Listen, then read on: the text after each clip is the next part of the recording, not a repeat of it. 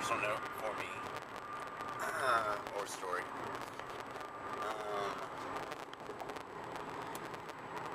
That's a funny one too. So how, in another world, alright, so the question is, what's your favorite weapon? My favorite weapon is the Stoner's Light Machine Gun. It was the favored medium automatic sized weapon during the Vietnam War. An amazing gun, lighter than a 60, heavier than an M16, and almost the firepower of the 60. So, favorite weapon of SEALs during the Vietnam War. I remember I had a picture of the Gung Ho magazine and SEALs with the guys with the Stoner's Light machine gun just rocking it, and I was like, yeah. That's where I love that Jocko episode where he's talking to Roger Hayden. That was some bad. Those are, oh man, those were the stories I grew up on. And so, what's your favorite weapon? Was the question from a cone, which then led into, you know, I in my entire life, well, so I knew about pararescue at 7, but didn't really know about pararescue until I was 14, and then didn't, you know, pararescue wasn't even like a thought until 19. So, you know, 14 and 19, I didn't do anything pararescue related, although I did live, catch a bunch of waves, and get some cold water. So there were things that prepared me for pararescue. So that, prepared me for pararescue, but didn't know that's where I was going. And then, so I should have, could have, would have been a SEAL, because that was what I loved. But I don't know. You know, some people are like, well, coulda, woulda, shoulda. You know, in any world, I think I could have been anything I wanted to be, except for maybe in the Army and the Marines, because I don't know. I'm like, I don't know, dude. I like not being in the military. That's the one thing I like about the Air Force. You know, it's militaristic, but it's not militaristic in a lot of things. So I like that on and off button versus, you know, Army and Marines. Like, they're always on. And it's not a bad thing, it's just not the way I'm wired. So, it's good to know yourself. And so, you know, in any world, it could have been anything I wanted, you know, but pararescue being, you know, maybe you get into it because you want to be a doctor. You get into it because you want to do something else, and this is a good stepping stone. Or maybe you're a cop before you become a PJ, and then, you know, or you're a PJ and then you become a cop. It doesn't matter how you get to wherever you're going. But for some of us, like pararescue, it's all I've ever aspired to do or be, and there's nothing else. I like rescuing people. I like helping people. You know, I never wanted to make any rank, because the further higher up you got, the more you were away from getting to do the mission. And that's all I ever wanted to do. Just rescue people. Tell me how to do it. No, don't tell me how to do it. Tell me you need it done, and then I'll get it done. That's I don't know.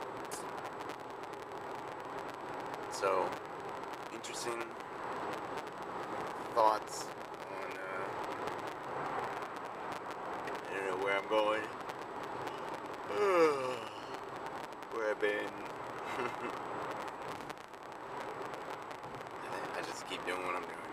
I mean, that's all I can do. Because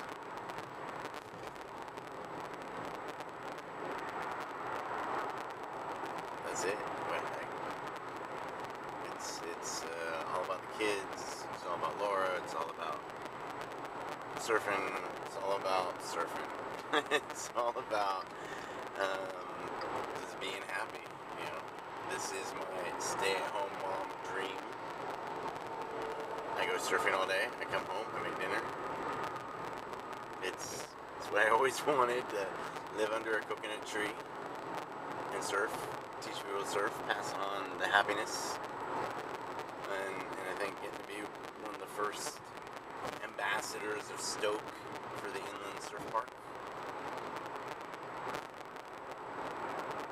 I don't know. You know, when they're trailblazing surf parks in America, I gotta be a part of it and have a good time. So, I think that's pretty good. Helping Mr. Coors fulfill his dream continues my dream of getting to help people. And,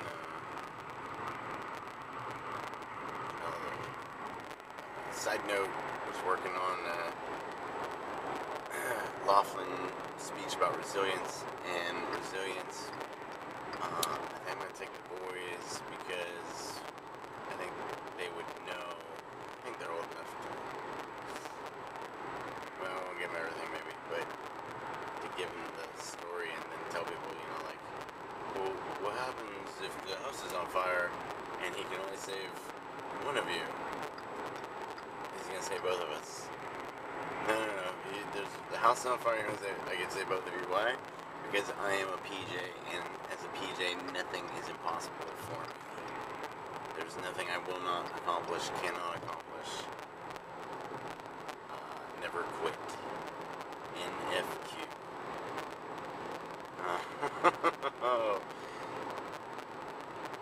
We all live or we all die. And since I'm not letting us die, we're all going to live. And Rich reminds me. So my kid's been raised by a wolf, lone wolf, and cubs.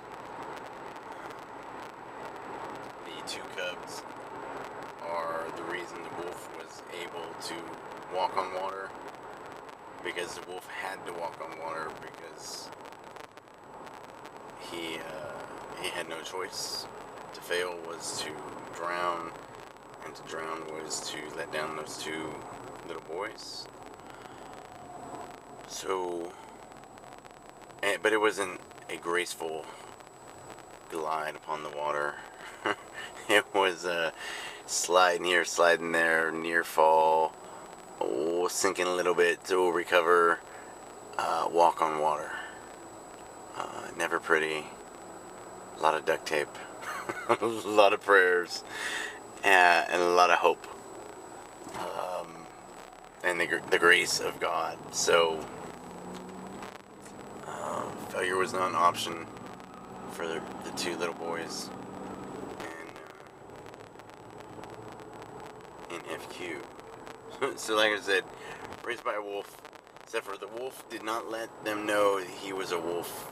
Not sure that they know he is or is not a wolf, but he always hid his wolfness and gave as much love as he thought a mother should. I'm not sure that he did give as much as a mother should or would, but it was his interpretation of what a mother would be or do.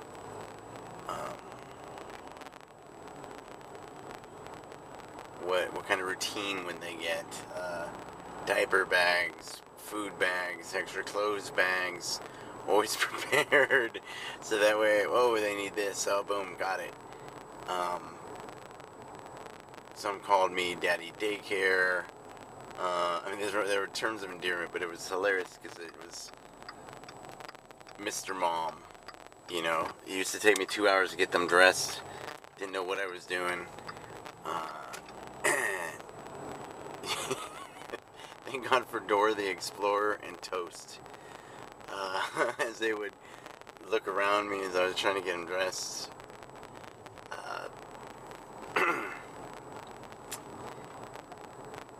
Everything I did was for them. Where we lived, where we went to school, who I dated, everything. What would get them? I was like some single mom, right? Chasing down eligible bachelorettes. Can you help me with my kids? guess it sounds bad, but I was gone all the time. I needed help. I'm a PJ. What I know about raising kids, I don't know anything. I jump out of planes and rescue people, and either we all live or we all die. There is no only saving one of us. So the boys are my resilience. They're the reason I've survived thus far, and the reason I am the man I am today.